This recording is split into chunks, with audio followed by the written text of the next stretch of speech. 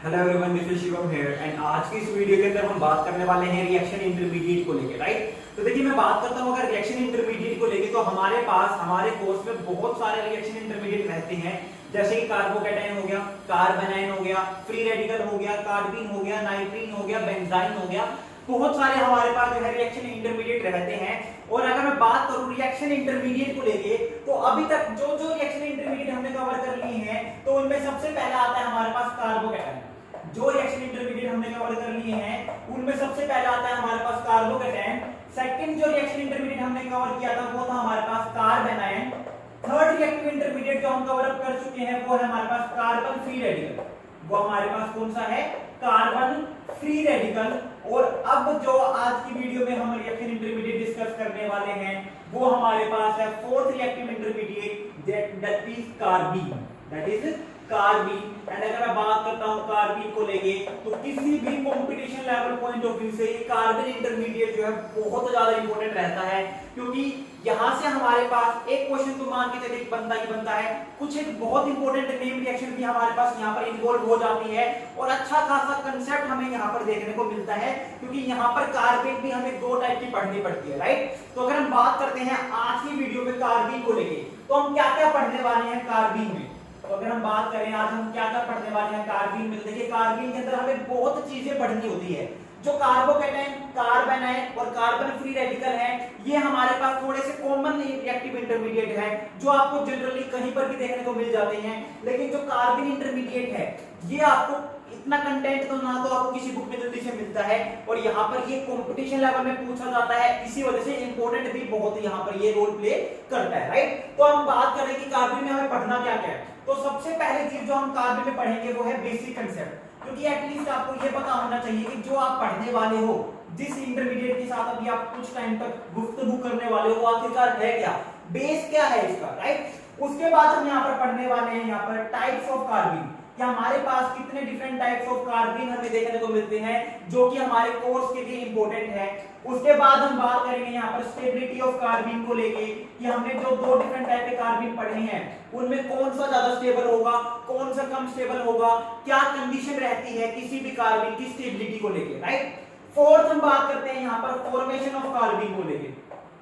Fourth हम बात करेंगे यहाँ पर फॉर्मेशन ऑफ कार्बन को लेके। तो देखिए ये वाला पॉइंट जो है काफी ज्यादा इंपॉर्टेंट है, क्योंकि एक रिएक्टिव इंटरमीडिएट कब बनेगा, किस रिएक्शन में बनेगा, किस कंडीशन में बनेगा, वो बात पता होनी बहुत ज्यादा जरूरी है। क्योंकि अगर आपको यही नहीं पता चलेगा कि इस रिएक्शन को जब मैं फर्दर प्रोसीड कर रहा हूं तो कार्बन इंटरमीडिएट बनने वाला है, तो आपसे क्वेश्चन होने की चांसेस जो है वो एकदम निल है, एकदम जीरो है कि आप उस क्वेश्चन तक पहुंच जाओगे। तो आपको ये पता होना चाहिए कि कार्बन किन किन कंडीशंस में बनता है। लगभग 7 से 8 ऐसी कंडीशंस हैं जहां पर कार्बन बनता है, वो आपको सारी की सारी पता होनी चाहिए, आपके जहन में एकदम डूब जानी चाहिए वो कंडीशन, कि अगर ये रिएक्टेंट आ गया, ये मैंने रीजन प्रोवाइड कर दिया, तो यहां पर बनेगी ही बनेगी, राइट। एंड अगर मैं लास्ट बात करता हूं तो यहां पर हमारे पास आता है रिएक्शंस ऑफ कार्बन, कि हमारे पास जो कार्बन्स हैं वो कौन कौन सी रिएक्शन शो करता है। तो लगभग 3 से 4 रिएक्शंस ऐसी हैं जो कि आपको पढ़नी है कार्बन के अंदर।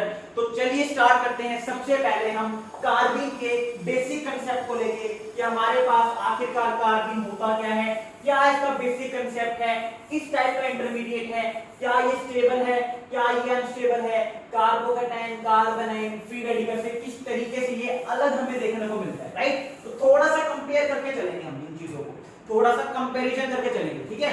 देखिए हम बात करते हैं सबसे पहले कार्बोकैटायन को लेके। हमने क्या पढ़ा था कार्बोकैटायन के अंदर, कि कार्बोकैटायन हमारे पास क्या होता है, जब कार्बन के ऊपर एक पॉजिटिव चार्ज आ जाए, जब कार्बन के ऊपर हमारे पास एक पॉजिटिव चार्ज आ जाए, इस स्पीशीज को हम क्या कहते हैं, कार्बोकैटायन कहते हैं। और ये क्या थी, हमारे पास एक इलेक्ट्रॉन डेफिशिएंट स्पीशीज थी। ये हमारे पास क्या थी, एक इलेक्ट्रॉन डेफिशिएंट स्पीशीज थी। देखिए थोड़ा सा रिलेट करके चल रहा हूं, थोड़ा सा आपको रिवाइज करवा के चल रहा हूं, ताकि आपको चीजें थोड़ी सी इंटरेस्टिंग लगने लग जाए, राइट। दूसरी अगर हम बात करते हैं कार्बेनाइन की,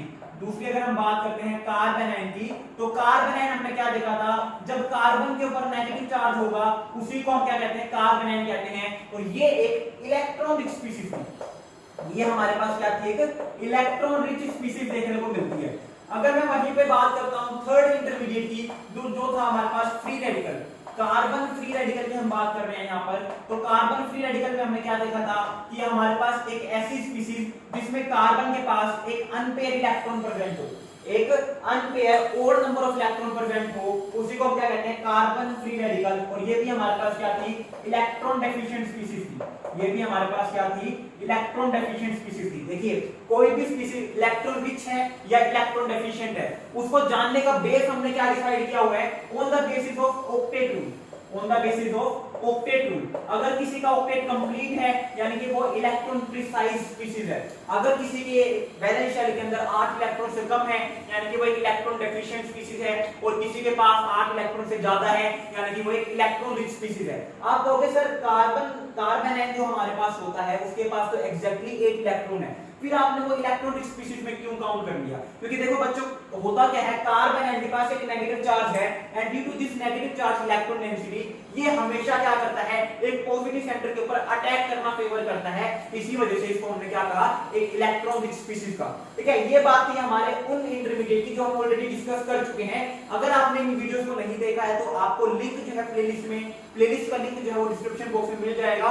सारे के सारे इंटरमीडिएट प्रीवियस ईयर क्वेश्चन के साथ करवाए हुए हैं, तो टेंशन मत लेना कि खाली कांसेप्ट या थ्योरी मिल रही है, क्वेश्चंस भी आपको साथ के साथ वीडियो में देखने को मिलते जाएंगे। राइट, अब हम बात करते हैं हमारी फोर्थ इंटरमीडिएट की, दैट इज कार्बन।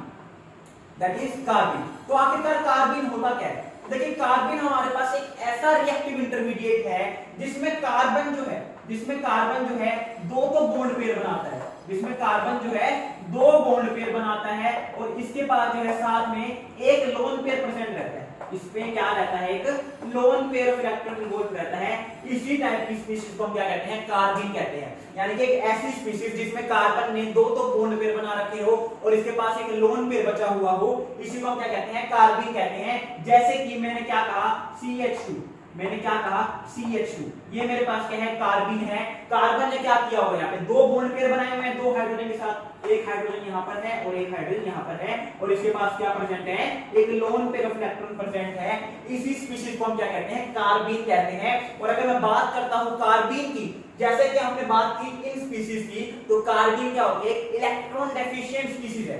कार्बन हमारे पास क्या होती है, एक इलेक्ट्रॉन डेफिशिएंट स्पीशीज होती है। अब आपको माइंड में आएगा सर इलेक्ट्रॉन डेफिशिएंट कैसे है? देखिए मैंने क्या कहा, अगर किसी स्पीशीज के पास 8 इलेक्ट्रॉन से कम होंगे इलेक्ट्रॉन, तो वो इलेक्ट्रॉन डेफिशिएंट कहलाएगी। राइट, तो यहाँ पर अगर मैं बात करता हूँ कार्बन की, तो देखिए कार्बन में हमारे पास क्या है, दो इलेक्ट्रॉन कार्बन के पास यहाँ पर है, दो इलेक्ट्रॉन यहाँ पर शेयर हुए हैं और दो इलेक्ट्रॉन यहाँ पर शेयर हुए हैं। तो कार्बन में जो कार्बन है वो क्या होता है, एक 6 इलेक्ट्रॉन कंटेनिंग स्पीशीज है। कार्बन में कार्बन के पास वैलेंस शेल में 6 इलेक्ट्रॉन है, होने कितने चाहिए, 8, यानी कि 2 इलेक्ट्रॉन की कमी है। और इन्हीं 2 इलेक्ट्रॉन की कमी की वजह से हम इसको क्या कहते हैं, हम इसको इलेक्ट्रॉन डेफिशिएंट कहते हैं। और एक इलेक्ट्रॉन डेफिशिएंट स्पीशीज अगर होगी तो ये क्या होगी, हमेशा एक न्यूक्लियोफाइल के थ्रू अटैक की जाएगी। तो ये हमारे पास क्या होगा, always attack by nucleophile, always attack by nucleophile. ये हमारे पास जो कार्बन होती है वो हमेशा एक न्यूक्लियोफाइल के थ्रू अटैक की जाएगी। न्यूक्लियोफाइल क्या होते हैं, न्यूक्लियस लविंग स्पीशीज होते हैं, या फिर आप कह सकते हो न्यूक्लियोफाइल वो स्पीशीज होती हैं जो कि इलेक्ट्रॉन रिच होती है। तो एक इलेक्ट्रॉन रिच स्पीशीज है जिसके पास इलेक्ट्रॉन की भरमार है, वो एक इलेक्ट्रॉन डेफिशिएंट सेंटर के ऊपर अटैक करना चाहेगी। और कार्बन हमारे पास कैसा है, एक इलेक्ट्रॉन डेफिशिएंट सेंटर ही तो है। तो हमारे पास कार्बन हमेशा किसके थ्रू अटैक होती है, एक न्यूक्लियोफाइल के थ्रू अटैक होती है। यानी कि मैं कह सकता हूं कि जो हमारे पास कार्बन होती है वो किसकी तरह बिहेव करेगी, वो एक इलेक्ट्रोफाइल की तरह बिहेव करती है। यानी कि हमारे पास इलेक्ट्रॉन लविंग स्पीशीज की तरह बिहेव ये करती है। ठीक है, तो ये हमारे पास है कार्बन के बारे में एकदम मोटा मोटा सा, अभी खत्म नहीं हुआ, वो भी पढ़ेंगे बेसिक कांसेप्ट में हम कार्बन के। अभी तो हमने बस स्टार्ट करा। ठीक है, तो इतना आपको समझ में आ गया होगा कि आपके पास कितने डिफरेंट इंटरमीडिएट हैं, तीनों और चारों जो हमारे पास एक्टिव इंटरमीडिएट है उनमें क्या थोड़ा थोड़ा सा फर्क है। राइट, क्या क्या फर्क हमें देखने को मिल रहा है। तो अभी तक हमने क्या बात करी है कार्बन को लेके, अभी तक हमने बात करी है कार्बन को लेके कि हमारे पास ये एक ऐसी स्पीशीज होती है जिसके पास दो बॉन्ड पेयर होते हैं, एक लोन पेयर होता है। राइट, पहली चीज तो ये। दूसरी चीज हमने क्या डिस्कस करी है इसमें, ये इलेक्ट्रॉन डेफिशिएंट स्पीशीज है। ये हमारे पास एक इलेक्ट्रॉन डेफिशिएंट स्पीशीज है और इसी वजह से ऑलवेज ये किसकी तरह बिहेव करती है, एक इलेक्ट्रोफाइल की तरह बिहेव करती है। Always behave as a electrophile, always behave as electrophile. Electrophile का मतलब क्या हो गया, एक इलेक्ट्रॉन लविंग स्पीशीज की तरह बिहेव करे। ठीक है, तीसरी बात हमने इसमें क्या देखी है, always attack by a nucleophile, कि हमेशा ये एक न्यूक्लियोफाइल के थ्रू अटैक की जाएगी, यानी कि एक ऐसी स्पीशीज के थ्रू अटैक की जाएगी ये कार्बिन जो इलेक्ट्रॉन डेंसिटी को रखता होगा। ठीक है, फोर्थ अगर हम बात करते हैं तो हमें जैसे कि पता है कि कार्बिन एक अनस्टेबल स्पीशीज है। कार्बिन कैसी होती है, हमारे पास अनस्टेबल होती है। अनस्टेबल क्यों होती है, क्योंकि इसके पास इलेक्ट्रॉन की कमी है, क्योंकि इसका ऑक्टेट कंप्लीट नहीं है, तो ये क्या हो जाएगा, अनस्टेबल। ऑक्टेट रूल ने क्या कहा था, सिर्फ वही स्पीशीज स्टेबल होती हैं जो कि अपने वैलेंस शेल के अंदर 8 इलेक्ट्रॉन को रखेगी। तो क्योंकि इसके वैलेंस शेल के पास कितने इलेक्ट्रॉन है, 6 ही इलेक्ट्रॉन है, तो ये क्या हो गई, एक अनस्टेबल स्पीशीज हो गई। और अनस्टेबल का रीजन क्या है, due to presence of 6 electron, due to presence of 6 electron in valence shell, 6 electron in valence shell, क्योंकि इसके वैलेंस शेल के अंदर सिर्फ 6 ही इलेक्ट्रॉन देखने को मिलते हैं। इसी वजह से क्या होती है, एक अनस्टेबल स्पीशीज देखने को मिलती है। और अगर कोई अनस्टेबल स्पीशीज है तो वो बहुत फास्ट रिएक्शन शो करके, अपनी जो अनस्टेबिलिटी का कारण है उसको खत्म कर देना चाहती है। इसी वजह से हम क्या कहते हैं, ये हाईली रिएक्टिव होती है। ये हमारे पास क्या होती है, हाईली रिएक्टिव स्पीशीज देखने को मिलती है। जल्दी से रिएक्शन शो करके ये क्या करना चाहेगी, अपनी जो इलेक्ट्रॉन डेफिशिएंसी है उसको खत्म करना चाहेगी। एंड अगर मैं नेक्स्ट बात बताऊं तो इसका जो हाफ लाइफ होता है,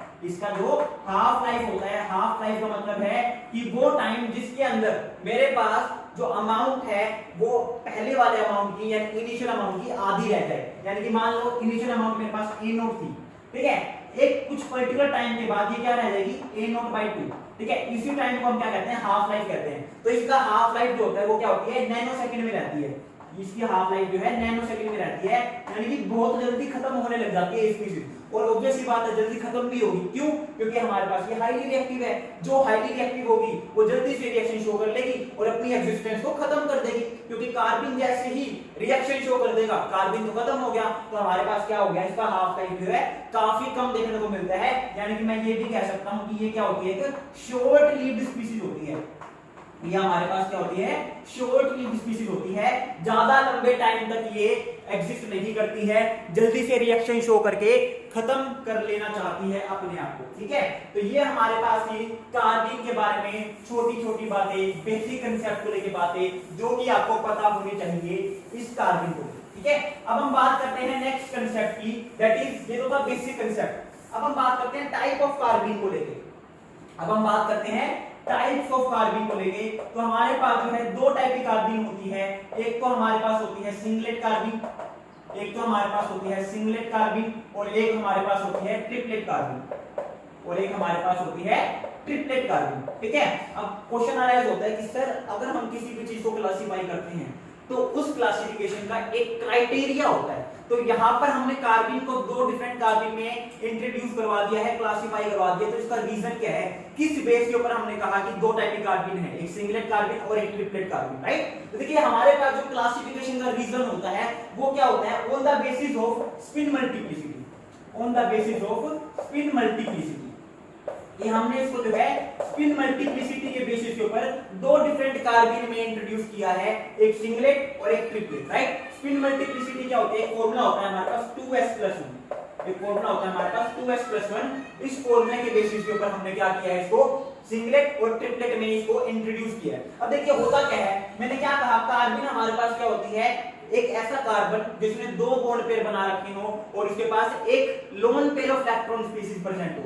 ठीक है, अब मान लो मेरे पास क्या है, कार्बन ने दो बॉन्ड पेयर तो बना दिए दोनों में। ठीक है, अब हुआ क्या, मेरे पास सिंगलेट कार्बन ने क्या किया, जो दोनों इलेक्ट्रॉन है कार्बन के वो अगर एक ही ऑर्बिटल में इंट्रोड्यूस करवा दे, वो अगर दोनों ही इलेक्ट्रॉन एक ही ऑर्बिटल में प्रेजेंट हो तो उसको हम कहते हैं सिंगलेट कार्बन। वहीं पर अगर मेरे पास क्या हो कि मेरे पास जो दोनों इलेक्ट्रॉन है वो दो अलग अलग ऑर्बिटल में प्रेजेंट हो, तो इसी को हम क्या कहते हैं, ट्रिपलेट कार्बन कहते हैं। यहाँ पर सिंगलेट कार्बन में हुआ क्या, दोनों लोन पेयर एक ही ऑर्बिटल में प्रेजेंट थे, सॉरी दोनों इलेक्ट्रॉन जो है एक ही ऑर्बिटल में प्रेजेंट थे, जबकि मेरे पास ट्रिपलेट कार्बन में क्या हुआ, दोनों इलेक्ट्रॉन अलग अलग ऑर्बिटल में प्रेजेंट है।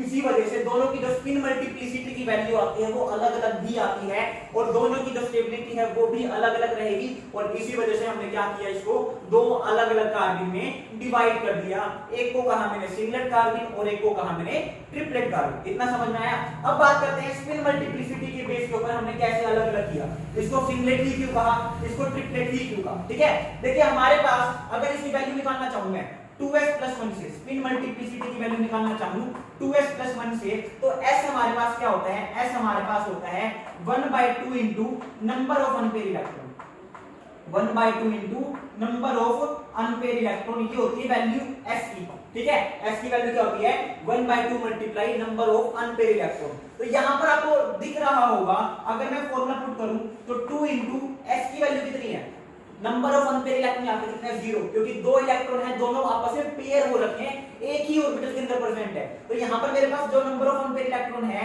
सिंगलेट कार्बन वो कितने हैं, 0। तो मैं क्या लिखूंगा, 2 इनटू 1/2 मल्टीप्लाई 0, क्योंकि 1/2 तो हाफ तो इनिशियली था ही। ठीक है, अनपेयर इलेक्ट्रॉन यहां पर 0 है, प्लस 1, राइट। तो ये पूरा का पूरा फैक्टर क्या हो जाएगा, 0 हो जाएगा, और यहां पर मेरे पास वैल्यू क्या आएगी, स्पिन मल्टीप्लिसिटी की 1। और इसी वजह से हमने इसको क्या कहा, सिंगलेट कार्बन कहा, क्योंकि यहां पर जो स्पिन मल्टीप्लिसिटी की वैल्यू है वो हमें 1 देखने को मिल रही है। ठीक है, जबकि यहां पर बात करता हूं मैं, तो यहां पर क्या आएगा, 2 इनटू 1/2 इनटू 2। ठीक है, क्योंकि दोनों ही इलेक्ट्रॉन मेरे पास जो है वो अनपेयर है, दोनों ही इलेक्ट्रॉन मेरे पास क्या है, अनपेयर है। इसी वजह से यहां पर अनपेयर इलेक्ट्रॉन की वैल्यू मैंने कितनी रखी, 2 रख दी। तो 2 इनटू 1/2 मल्टीप्लाई 2 प्लस 1, राइट। और इसको जब हम सोल्व करेंगे तो कितना आ गया, ये आ जाएगा 3। और इसी वजह से हमने क्या कहा, इसको ट्रिपलेट कार्बन भी कहा है। ट्रिपलेट कार्बन वो होती है जिसके अंदर स्पिन मल्टीप्लिसिटी की जो वैल्यू है वो 3 देखने को मिले, और जो सिंगलेट कार्बन है उसकी स्पिन मल्टीप्लिसिटी की वैल्यू है वो हमें 1 देखने को मिल रही है। तो on the basis off spin multiplicity हमारे पास दो डिफरेंट टाइप की कार्बन होती है, एक तो आती है हमारे पास सिंगलेट कार्बन और एक आती है ट्रिपलेट कार्बन, राइट। इतना समझ में आ गया है। तो हम अब बात करेंगे अपनी नेक्स्ट वीडियो के अंदर कि सिंगलेट कार्बन और ट्रिपलेट कार्बन में कौन ज्यादा स्टेबल है, इनके क्या क्या प्रॉपर्टीज है, इनकी क्या हाइब्रिडाइजेशन है, क्या बॉन्ड एंगल है, और स्टेबिलिटी क्राइटेरिया हमें क्या देखने को मिलेगा, राइट। सो आई होप आपको वीडियो जो है पसंद आई होगी, जो बेसिक कंसेप्ट है कार्बन को लेके वो भी क्लियर हो गए होंगे। कोई भी डाउट रहता है तो आप मुझसे जो है किसी भी सोशल प्लेटफॉर्म के थ्रू लिंक कर सकते हो, चाहे व्हाट्सएप हो गया, टेलीग्राम हो गया, इंस्टाग्राम हो गया, इनका लिंक आपको डिस्क्रिप्शन बॉक्स में मिल जाएगा। So thank you very much, have a good day.